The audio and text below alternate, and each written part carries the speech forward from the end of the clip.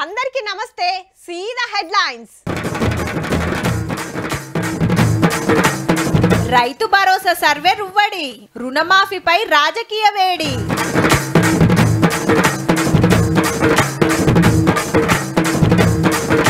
సవాలుకి ఇచ్చిండ్రు జవాబు పవర్లున్నప్పుడట నవాబు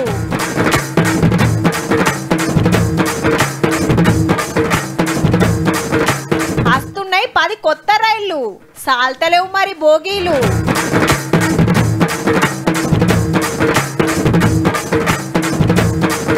ఉగాదికే గద్దర్ అవార్డులు ఎన్టీఆర్ కు ఇంటోళ్ళ నివాళులు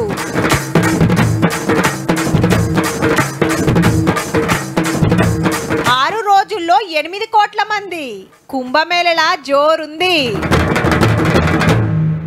ఇప్పుడు పరీక్ష రాయకుండా మార్కులు వేస్తారా? నెలంతా ఆఫీస్కి రాకుండా జీతం ఇస్తారా? ఆమ్దాని లేకుండా ఇన్కమ్ ట్యాక్స్ కట్టమంటే కడతారా? దున్నకుంటేనే ఇత్తులు పెట్టకుంటేనే పంట వస్తుందా? ఊకమ్మా ఏం మాట్లాడుతున్నావు అంటురులే. అందుకే పండే భూములకే పెట్టుబడి సాయం చేయాలని డిసైడ్ చేసింది గవర్నమెంట్. పాస్బుక్లా 40 ఎకరాలు ఉన్నంత మాత్రంలా మొత్తానికి పైకం రాదిగా. అయినా ఏ భూమి కథ ఎట్లున్నదో గాలకెట్లా తెలుస్తుంది అంటారా? ఇగో గిట్లా రైతు భరోసా సర్వే జోరుగా నడుస్తుంది. పంట భూమా, పడావు భూమా, ఫంక్షన్ హాల్ కట్టిర్రా, పెట్రోల్ బంక్ పెట్టిర్రా, కోళ్ల ఫారం ఉందా, ఇల్లు లేపిర్రా, ప్లాట్లు చేసిర్రా అని చెకింగ్ చేస్తున్నారు ఆఫీసర్లు. దున్నే భూములకే పెట్టుబడి పైకం ఇస్తారట. మళ్ళా ఇట్లా కోళ్ళ షెడ్స్ కానీ, రైస్ మిల్స్ కానీ, హౌస్ సైడ్స్ కానీ దానిపైన మేము ఫీల్డ్కి వెరిఫికేషన్ చేసి నాన్ అగ్రికల్చర్గా నమోదు చేస్తున్నాము. సాగు చేయకుండా అట్లనే రాజు రాకుండా ఉంచితే వాటికి కూడా రైతు బంధు ఉండదు. సో మనం అన్ని ఊళ్ళ వివరాలు రాసుకొని కాగితాల మీదకి పంపితే ఫైనల్ చేస్తారు. జనవరి 26 నాడు రైతు భరోసా చాలా అవుతుంది. ఎకరానికి 6,000 పంటకు. ఇది ఎట్లా నడుస్తుంటే ఇంకో దిక్కు రుణమాఫీ చర్చ మళ్ళా చాలా అయ్యింది. నిన్న షాబాద్ లో రామన్న రైతు ధర్నా పెట్టిన కాడ ఈ పెద్దమ్మ తోటి మాట్లాడిచ్చిండు. మీకు లోన్ ఉన్నదా? 54,000 ఉంది సార్, కాలేదు. 54,000 లోన్ ఉన్నది, మీకు కాలేదు. పక్కన 2 లక్షల దాకా లోన్లు సుక్తా చేస్తే వీళ్ళకి అట్లెట్లా కాలేదని కాంగ్రెస్ వాళ్ళు నజరేస్తే ఈ ముచ్చట తెలిసింది.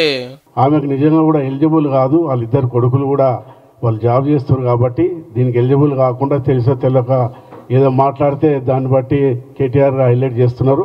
ఇద్దరు కొడుకుల గవర్నమెంట్ జాబ్లు ఉన్నాయి కాబట్టి లోన్ మాఫీ కాలేదట. ఉత్త 54,000 నాయే.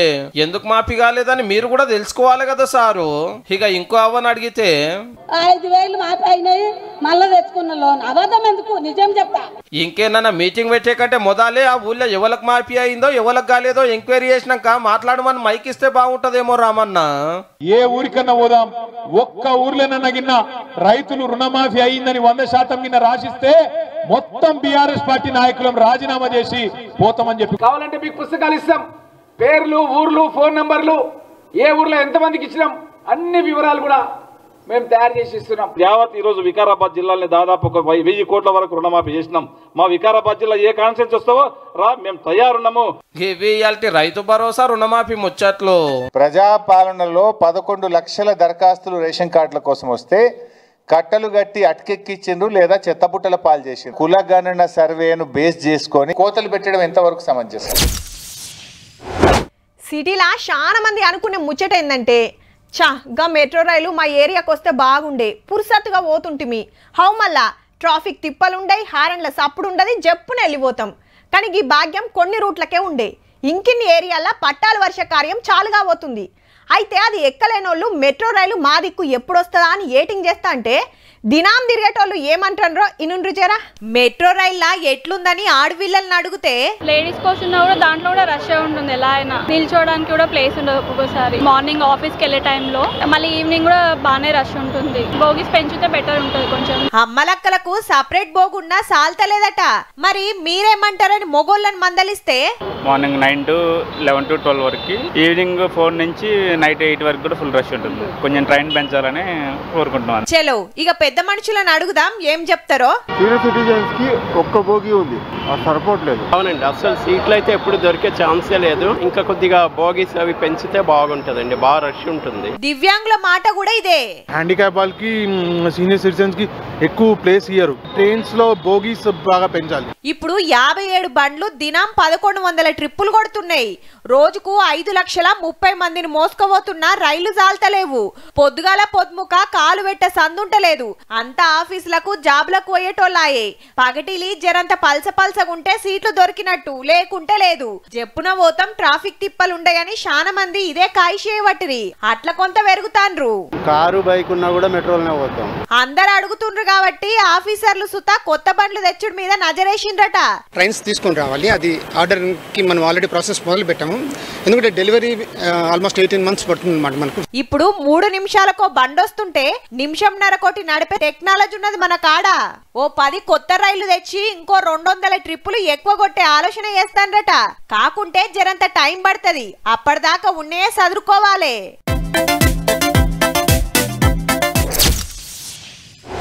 మంచిగా పనిచేసిన వాళ్ళను ఎంకరేజ్ చేస్తానికి అవార్డులు ఇస్తారు, సన్మానాలు సత్కారాలు చేస్తారు.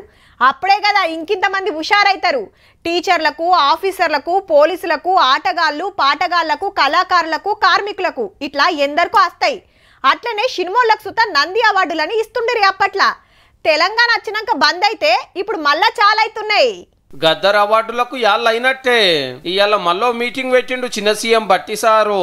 కమిటీలు ఉన్న డైరెక్టర్లు, యాక్టర్లు, ప్రొడ్యూసర్లు, కళాకారులు వచ్చి చాలాసేపే మాట్లాడిండ్రు. ఎవరికి ఇద్దాం, ఎట్లిద్దాం, ఎప్పుడిద్దాం, అవార్డులు ఎట్లుండాలి, రూల్స్ ఏం పెట్టాలి, లోగో ఎట్లుండాలనే చర్చలు నడిచినాయి. సినిమాలకు అప్పట్లో నంది అవార్డులు ఇస్తుండే కదా, గాముచ్చట కూడా వెళ్ళిందట. తెలంగాణ రాష్ట్రం వచ్చినాక ఇచ్చుడే ఆగిపోయింది. ఓ పారి బతుకమ్మ అవార్డు, ఓ పారి సింహం అవార్డు, ఇంకో పారి తంగడ అవార్డు అన్నారు కానీ ఏది ఇయ్యాలి. గవర్నమెంట్ మారినాక గద్దర్ అన్న పేరు మీద ఇవ్వాలని వీళ్ళు డిసైడ్ చేసిండ్రు. సినిమా పెద్దలతో ఈ నడమనే ఓ కమిటీ వేస్తే ఇవాళ మళ్ళీ మీటింగ్ అయ్యింది. తెలంగాణ గవర్నమెంట్ తరపున ఇచ్చేటి కాబట్టి చాలా జాగ్రత్తలు తీసుకుంటారు అన్నట్టు. అన్ని తీవ్ర ఆలోచన చేసి ఎవరికి ఇస్తారో గానీ మన తెలంగాణ వాళ్ళని కూడా ఒక కంట కనిపెట్టుండ్రి సాలరు. ఆ యాక్టర్లే మన యాసలో మాట్లాడి అదే తెలంగాణ సినిమా అంటున్నారు. సినిమాలకు పెద్ద మార్కెట్ హైదరాబాదు, పెత్తనం అక్కడోళ్ళది. రాష్ట్రం వచ్చినా అట్లనే ఉన్నది. జర మీరన్న మనోళ్ళని ఎంకరేజ్ చెయ్యుండ్రి.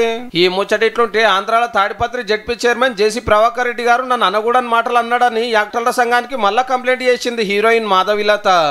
సినిమా అమ్మాయిలు అనగానే ప్రతి ఒక్కళ్ళు ఇలానే మాట్లాడుతున్నారు, నోటికొచ్చినట్లు మాట్లాడుతున్నారు. పాలిటీషియన్స్ అయితే ఏంటి, టాలెంట్ పరంగా, నాలెడ్జ్ పరంగా చూసుకుంటే సినిమా వాళ్ళకే ఎక్కువ క్రౌడ్ పుల్లింగ్ కానీ నాలెడ్జ్ కానీ ఎక్కువగా ఉంటుంది. ఒక్క కాన్నే ఓ 1000 మందిని చూస్తే అబ్బా ఎంతగానం ఉన్నారు అంటారు. అదే ఓ 10,000 మంది అగబడితే ఓ దేవుడో గంత మంది అంటాం. ఇక ఓ 1,00,000 2,00,000 మందో కనబడితే ఏమనల్లో నోట్లకెళ్ళి మాటే రాదబ్బా. కానీ కుంభమేళలా 100 కాదు, 1000 కాదు, లక్షలు కాదు, కోట్ల మంది ఒక్క జాగల్నే ఉన్నారంటే చూడురిగా. ఏ ఉత్తగా చెప్పుడు కాదు, మనం గిన పోయి ఆడి ముచ్చట్లేందో అరుచుకుందాం పాండ్రి. చలో ప్రయాగ్రాజ్.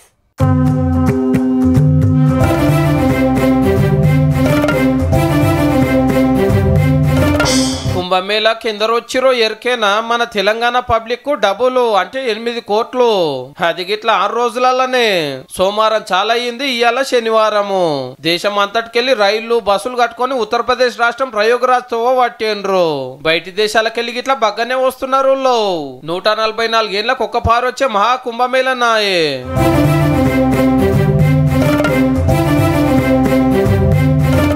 45 రోజుల పండుగ పేరు మీద ఎంత బిజినెస్ అవుతున్నదంటే 2 లక్షల కోట్లు. మేం కాదు, దేశంలో దందాల లెక్కలు చూసే CAIT సంఘమే చెప్పింది అందాజగా. జాతర వచ్చే వరకు 40 కోట్ల మంది భక్తులు వస్తారు. నెత్తుకు 5,000 ఖర్చు చేసినా అల్కగా 2 లక్షల కోట్లు అవుతాయి. భోజనాలు, పార్సల్లు, నీళ్ళ బాటళ్లు, బిస్కోట్లు, జ్యూస్ల పేరు మీదనే 20,000 కోట్ల దందా అవుతుంది అంటున్నారంటే చూడండిగా. నూనెలు, దీపాంతాలు, గంగాజలం, విగ్రహాలు, ధూపద్రవ్యాలు, దేవుళ్ళ పుస్తకాలు, నైవేద్యాలకు 20,000 కోట్లు ఖర్చు పెట్టొచ్చునట. గాలి మోటార్లు, రైళ్లు, బస్సులు, కార్లు, ఆటోలు, ట్యాక్సీలు, టెంపోలు, సరుకు సౌదాలు, సామాన్లు మోసుకొచ్చే పేరు మీద 10,000 కోట్లు. టూరిజం సేవలకు 10,000 కోట్లు. ఇక అడ్వర్టైజ్మెంట్లు, ఆటపాటలు, మీడియా పబ్లిసిటీకి 10,000 కోట్లు. టెంపరవరీ దవాఖాన్లు, మెడికల్ క్యాంపులు, ఆయుర్వేద మందులు, వనమూలికలు, తైలాల బిజినెస్ 3,000 కోట్ల బిజినెస్. ఆన్లైన్ లో టికెట్ల బుకింగ్, ఆన్లైన్ లో పైసలు పంపుడు, తీసుకునుడు, వైఫై సర్వీసులు, ఫోన్ ఛార్జింగ్ సెంటర్లకు 1000 కోట్లు వస్తాయని ఆ సంఘం చెప్పిన లెక్కలు. అంత దూరం పోయిన వాళ్ళు ఉత్తగొస్తారా? అటుకెళ్ళి అయోధ్యకు, కాశీకి పోతున్నారు. పనిలో పని అన్ని చూసినట్టుంటదని. అయోధ్యకు పోవాలి ఇప్పుడు ఇక్కడి నుంచి. ఏ ఖర్చుదేమున్నది, మళ్ళా మహాకుంభమేళ వస్తుందా? వచ్చినప్పుడే ఓవాలే పుణ్యతానాలు చేయాలని భక్తులు ఆపోచ్చానా.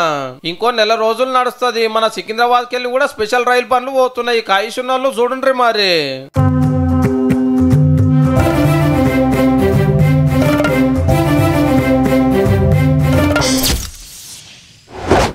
రావయ్య చూసుకుందాం, ఇవాళ నువ్వో నేనో తేలాల్సిందే. ఊకుంటే ఏమో లావ్ చేస్తున్నావు అని ఒకలు, నీకు దమ్ముంటే రేపు పలానా జాగక్రా తడాకేంద సూపియకుంటే చూడు అని ఇంకొకలు. రాజకీయం అంటేనే గిట్లుంటది. మైకు దొరికితే చాలు రెచ్చిపోవాలి, రెచ్చగొట్టాలి, దమ్కిలియాలి, దగడు పుట్టియాలి, ఆర్పార్ అరుచుకోవాలి. అప్పుడే తోపు లీడర్ అయినట్టు అనే జమానా నడుస్తుంది. మళ్ళా ఛాలెంజ్ల రాజకీయం చాలా ఏంది. కార్ రేసింగ్ కేసులో నేను ఏకాన తినలే, దొంగ కేసు బనాయించిరు. 2 కేసుల సంగతి తెలుసుకుందాం రా అని సీఎం సార్ కు సవాల్ చేసిండు రామన్న. నేను రేవంత్ రెడ్డి గారు ఇద్దరం కూర్చుంటాం న్యాయమూర్తి ముంగట. మీరు ఏ ప్రశ్న అడగండి కేసుకు సంబంధించి, ఆయన కేసు నా కేసు, ఇద్దరికి లై డిటెక్టర్ పరీక్ష పెట్టండి. దొంగ ఎవరో, ఎవరేందో, ఎవరి నిజాయితీ ఏందో రాష్ట్రం మొత్తం చూస్తుంది. లైట్ డిటెక్టర్ అంటే గిట్లా బాడీకి మిషన్లు పెట్టి క్వశ్చన్లు అడిగితే నిజం చెప్తురా అవదని చెప్తురా అనేది తెలుస్తుంది అన్నట్టు. ఇద్దరం వచ్చి గీ టెస్ట్ చేయించుకుందామని ముఖ్యమంత్రి గారిని పిలుస్తుండ అన్నట్టు. అటుకెళ్లి కాంగ్రెస్ వాళ్ళు ఊకుంటారా? అప్పట్లో మా సార్ చేసిన ఛాలెంజ్ కి ఎందుకు రాలేదని అరుచుకుంటున్నారు. నార్కో అనాలిసిస్ టెస్ట్ కు మీరు నిజంగా డ్రగ్స్ తీసుకోకపోతే టెస్ట్ చేయించుకోండి అని చెప్పేసి ఆ రోజు అడిగితే మీరు ఎందుకు రాలే? మరి డ్రగ్స్ లోలి నడిచినాడు టెస్టుకు రావాలని రామన్నను ఎన్నో మాటల సవాల్ చేస్తే సపోర్ట్ చేయక ఇప్పుడు ఏసీబీ కేసులో గీ టెస్టుకు ముఖ్యమంత్రిని పిలుస్తుండ అన్నట్టు. పవర్లుంటే అట్లా, ప్రతిపక్షంలోకి వస్తే ఇట్లా.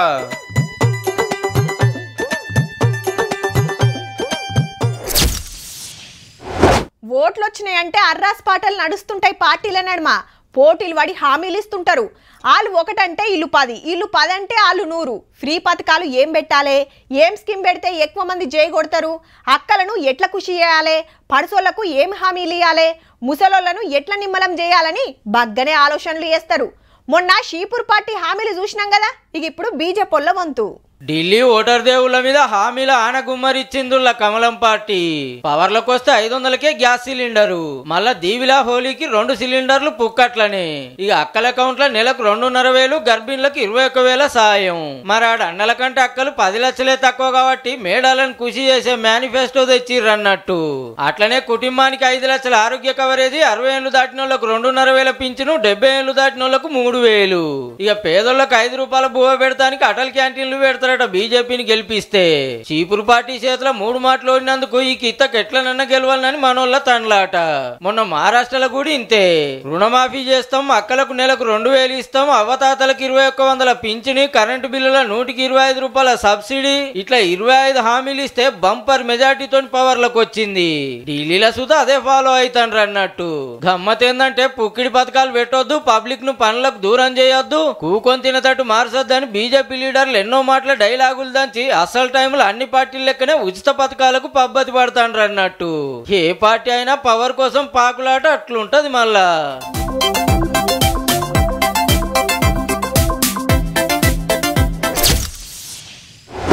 తెలుగోళ్లకు రాముడైన కృష్ణుడైన ఎన్టీఆర్ఏ.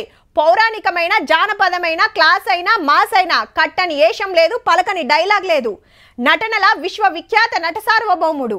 అందరూ అన్నగారని పిలుచుకుంటారు ముద్దుగా. హీరోగానే కాదు, తెలుగుదేశం పార్టీ పెట్టి 9 నెలలనే పవర్లకు వచ్చి రికార్డు కొట్టిండు కూడా. ఇప్పుడు ఆ పెద్ద మనిషిని ఎందుకు యాద్ చేస్తున్నామంటే, ఎన్టీ రామారావు కాలం చేసి 29 ఏండ్లు ఇయాల్టికి హైదరాబాద్లో తాత సమాధి కాడికి మబ్బుల్నే వచ్చిండ్రు మన్మల్లు. జూనియర్ ఎన్టీఆర్, కళ్యాణ్ రామ్ పూల గుత్తులు పెట్టి తలుచుకున్నారు తాతను. అభిమానులు వస్తే ఆత్రమాత్రం అవుతుందని ముందే వచ్చినట్టుండ్రు. ఇక తెల్లారినాక కొడుకులు, బిడ్డలు, మన్మళ్ళు, మన్మరాన్లు వచ్చి పెద్ద మనిషికి నివాళులు అర్పించిండ్రు. అలాగే ఎన్టీఆర్ అంటే నెత్తురు మరిగేలా చేసే ఒక అగ్నిగణం. అలాగే ఎన్టీఆర్ అంటే ఆయన నడిచిన మార్గమే భగవద్గీతలా సాగిన ఒక గొప్ప జీవితం. నిత్యామృతాన్ని తాగిన దేవుడులా మారాడు. వారు బిడ్డకు పుట్టడం చాలా అదృష్టం భావిస్తూ సూర్య చంద్రుడు తెలుగు జాతి, తెలుగు గడ్డ, తెలుగు నీళ్ళు ఉన్నంత కాలం వారి రామనామ చిరస్మరణీయం. కొడుకులు ఇట్లంటే మన్మడు లోకేష్ అన్న గిట్లన్నాడు. అన్న ఎన్టీఆర్ వల్లనే ఈరోజు తెలుగులో తలెత్తుకుని తిరిగే పరిస్థితి వచ్చింది. హ్యాబిట్స్లో ఆయన ఉన్నప్పుడు మనోడు మనవరాలు మేము ఒక 10 మంది ఉంటే మేము అందరం గొడవ పెట్టి మీరు మమ్మల్ని బయటికి తీసుకెళ్ళాలి. అప్పుడు ఆయన ముఖ్యమంత్రి. ఆయనకు పెద్ద బండి ఉండేది, ప్యాకర్డ్ అని, ఇప్పుడు కూడా ఉంది మా మామయ్య గారి దగ్గర. ఆయన నేనే నడుపుకుంటూ తీసుకెళ్తానని ఏమో స్పీడ్గా వెళ్ళారు. మేము గండిపేటకి వెళ్తుంటే లెఫ్ట్కి వెళ్ళాలా రైట్కి వెళ్ళాలని డౌట్ వచ్చింది. సగం మంది మేము లెఫ్ట్ అనో సగం మంది రైట్ అనో ఆయన తీసుకెళ్ళి సెంటర్లో కుద్దారు. సో ఇప్పుడు కూడా నేను మర్చిపోలేను, ఎందుకంటే ఆ యాక్సిడెంట్ కారణం మేమందరే. ఇక లక్ష్మీ పార్వతి మేడం పెనిమిటికి ఇష్టమైన వంటలు పట్టుకొచ్చి పెట్టింది. కొందరు మేడానికి ఫోన్లు చేసి మస్తు సతాయిస్తున్నట ఈ నడుమ.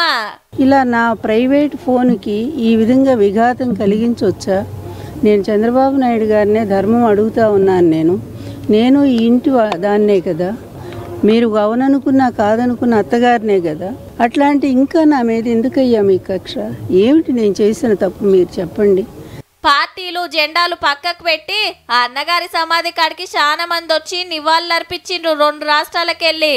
అంతటా రామారావు విగ్రహాలకు దండలేసుడు, ర్యాలీలు తీసుడు, దాన ధర్మాలు జరిగినాయి.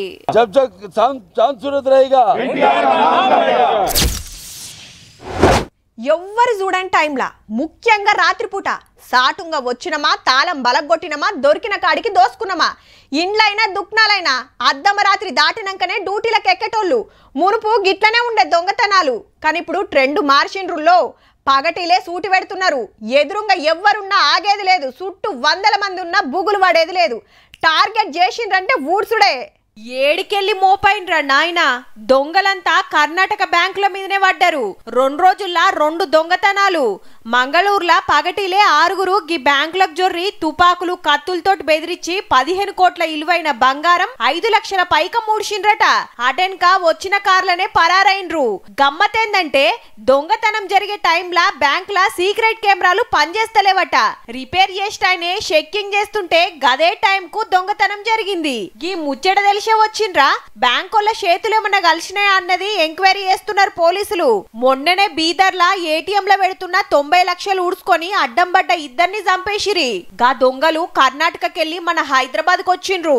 అఫ్జల్ గంజ్ ఏరియాల ప్రైవేటు ట్రావెల్స్ బస్ ఎక్కితే క్లీనర్ కు డౌట్ వచ్చి బ్యాగ్ చెక్కింగ్ చేస్తుంటే తుపాకితోటి కాల్చి పరారైండ్రు.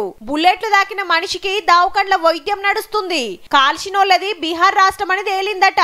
వీళ్లను దొరకబడటానికి 4 రాష్ట్రాల పోలీసులు పుణుకులాడుతున్నారంటే చూడుర్రి. చేతుల తుపాకున్నదంటే చాలు, టైం తోటి పని లేదు. పార్తలు వడ్డదే లెక్క అన్నట్టు తయారైన పో.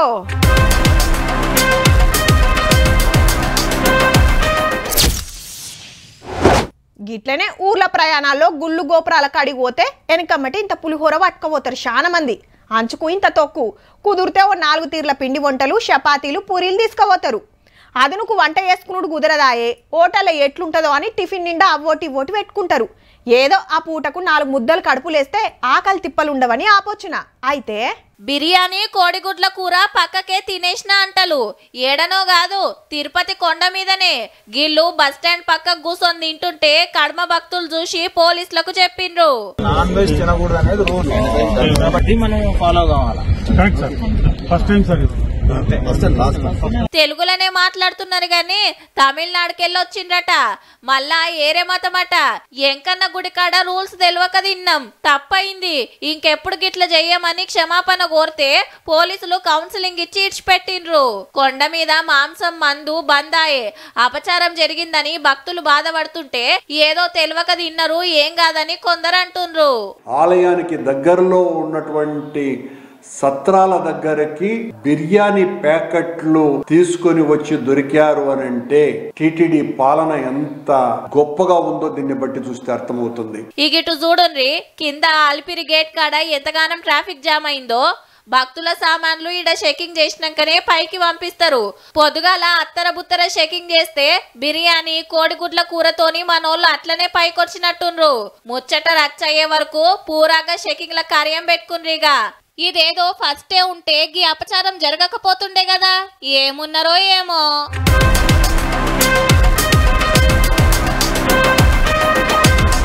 చూసిండ్రు కదా. ఇక ఇవ్వుల్లా ఇయాల్టి తీన్మార్ ముచ్చట్లు ఉంటామల్లా. నమస్తే.